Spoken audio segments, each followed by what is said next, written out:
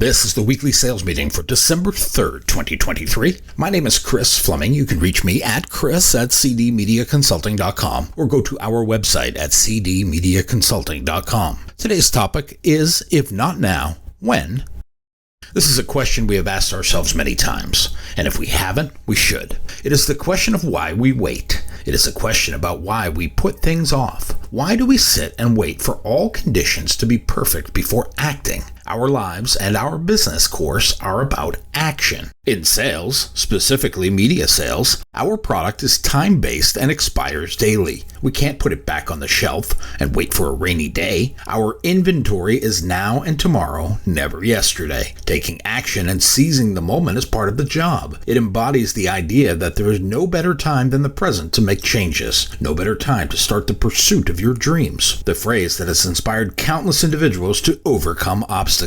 It has caused a great many to challenge the status quo. It is a powerful call to action. It offers an initial direction to many who sit around and wait for things to happen. It reminds us that action is a requirement. That is, if we want personal development, if we want individual achievement, or if we want to chase down a goal. At its core, if not now, when, reminds individuals to embrace personal growth. It is up to us to make the most of our potential. It encourages people to step out of their comfort zones. To do so, we must confront our fears. We can tap into our inner passions to get over the fear. Fear is a human condition. Because we can reason, we can rationalize fear. As we have addressed, overcoming fear requires us to be a bit unreasonable, and that is okay. Often people hesitate to pursue their dreams due to that negative inner voice, the one that is full of self-doubt. It is crushed under the weight of self-centered fear of failure. This phrase challenges these reservations. It pulls back the curtain on that delayed action. It puts emphasis on the personal fulfillment gained by achievement. The truth is, we are the only ones responsible for our happiness and success. This question should serve as a motivator and a reminder of that individual onus. We have control over what happens next, even if we do not decide on yes or no. It says that action creates results. These results can be good and less than optimal, but there is a 100% certainty that no action or indecision will lead to a lack of progress. If we embrace our own call to action, we break out of our stagnation and things will begin to happen for us. Former First Lady Eleanor Roosevelt said, "The future belongs to those who believe in the beauty of their dreams." For us, we can focus on what we want to have happen, then make a list of all the tasks needed to make it so. This makes putting it in motion the last link in the chain. The opposite is also true. Sitting on the couch eating pork rinds and waiting for the phone to ring accomplishes nothing. We get no closer to those goals and aspirations. It makes them a point in a far-off land we will never visit. Many find themselves caught in a cycle. The cycle is about postponing their dreams. They are waiting for the perfect moment to get started. Maurice Chevalier was a French singer and actor. He was popular in the day of vaudeville. He said it like this: "If you wait for the perfect moment, when all is safe and assured, it may never arrive. Mountains will not be climbed, races won, or lasting happiness achieved." It is a reminder that motion is required for any achievement, large or small. I have waited most of my adult life for it. That dare to be independently wealthy and retired moment to come. The one that requires zero effort on my part. It appears like magic. It has yet to arrive. Yet I find when I work at something with diligence and perseverance, it often breaks in my favor. "The harder I work, the luckier I get," is a famous quote from the South African golfer Gary Player. At the heart of if not now, when lies the timeless concept of carpe diem, Latin for seize the day. A whole generation had this explained to them by Robin Williams' John Keating in Dead Poets Society. The notion reminds us that life is transient. Each moment is an opportunity for growth and transformation. Procrastination, fueled by fear or uncertainty, can hold us back. By asking ourselves this question, we are compelled to look inward. We can confront the reasons for our hesitation. It will allow us to break free from the chains of complacency. Seize the present moment. Savor life's experience. Embrace challenges, but celebrate successes. Procrastination robs us of these opportunities. It leaves us with a sense of regret and a nagging feeling of what could have been. If not now, when serves as a gentle nudge to take the plunge, to embrace the unknown, and create our destiny. Dreams and aspirations are the compass of our souls. That is what guides us towards our true desires. But dreams alone do not suffice. Action is the catalyst. Action creates the realization. So again, I ask, if not now, When? If nothing else but to remind us that success does not come to the passive observer. The active participants make their own success. That slacker Albert Einstein once said, "Learn from yesterday, live for today, hope for tomorrow." He was far from a slacker, even if his school teachers considered him slow and mentally challenged. Live in the present and maintain a vision for your future. That vision must contain action steps and timelines. When we act with determination and conviction, the doors of possibility swing wide open. We inch closer to turning our dreams into reality. When we look at our own career and career ambitions, this question can be a guide. Countless individuals find themselves stuck in unfulfilling jobs. They are hesitant to take that leap of faith to pursue their true passions. It could be the fear of failure. It could be financial concerns. Much of it falls under societal expectations. Whichever impediment it is, we stop ourselves short of achievement. We ditch the act of fulfillment, as it all sounds like work. Yet deep within each of us lies the untapped potential waiting to be unleashed. Stop and ask yourself, what am I waiting for? Reevaluate your priorities. Muster the courage to pursue your passions. Reflect on your career choices. Make that determination. Does that choice align with your aspirations? If yes, pursue with gusto. If no, chart a new course towards professional satisfaction and personal growth. According to former Apple boss Steve Jobs, your time is limited. Don't waste it living someone else's life. Human connections are at the heart of a healthy society. These relationships enrich our experience. They provide us with a sense of belonging.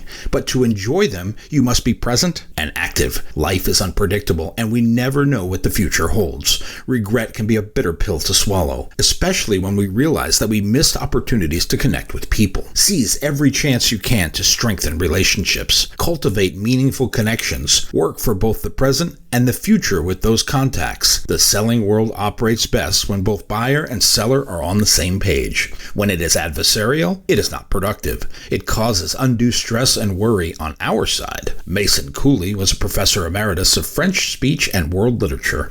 He taught at the College of Staten Island. He was also an American aphorist. He was best known for his witty aphorisms. In case you don't know the word and had to look it up like I did, aphorisms is a memorable expression of general truth or principle. He once wrote, "Procrastination makes easy things hard and hard things harder." That's an aphorism. At the height of World War I in the United States, Americans flocked to the newspapers.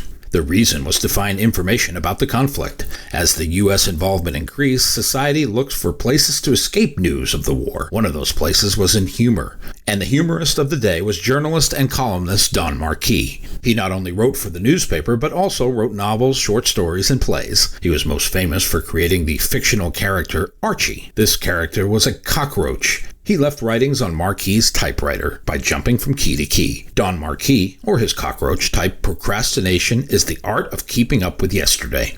At the height of his popularity, he had completed 35 published works. Later, he died of a stroke in 1937. But he made the most of his time on Earth by expanding his skills and mastering his craft. Often we put off acting until it's too late. Then we rush to finish a job that could have been completed on time, without pressure, all because we created the delay. Dr. Robert Anthony is a psychologist and author. His book, Beyond Positive Thinking, has sold millions of copies. He spent 30-plus years studying mind-power development. He has a doctorate in psychology. Also, he has one in clinical hypnosis. And he has a master's certification in NLP.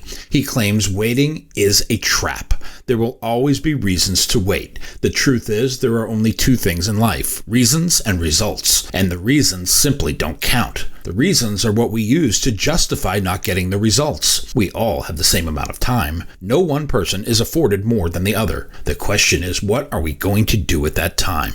Is it the bare minimum, hoping no one notices? Or are we going to take advantage of our opportunities, our skills, and our talents and get to work? Tony Gaskins is a motivational speaker, author, and life coach. He is famous for his love and relationship advice geared at young females, but he is also known for his business and success advice. He says if you don't build your dream, someone else will hire you to help them build theirs. Instead of sitting around waiting for others to determine your future, take the steps necessary to determine your own. The best news about selling is we determine our own outcomes by our own effort. Commission sales, in media specifically, is the ultimate legitimate franchise arrangement. The house wants what's theirs, but you get to keep the rest. So your future is determined by your effort. It is not up to anyone else. Why are you waiting for someone else to hand you the opportunity? Go out and make it. Sometimes we spend hours searching for the perfect plan, the perfect way to get something done. As the world-famous Amelia Earhart once stated, the most effective way to do it is to do it. And that was before she launched her infamous last flight. So do it. But do it with a plan. Don't wing it. Understand what you want the result to be and build your plan backwards.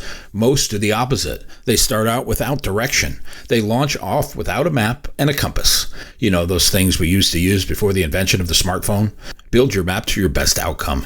This is an individual sport. It is not based on anyone else's dream but your own. And once you have that plan, put yourself in motion in that general direction. Challenge your mindset. Emphasize the importance of taking the first step towards turning your dreams into a reality.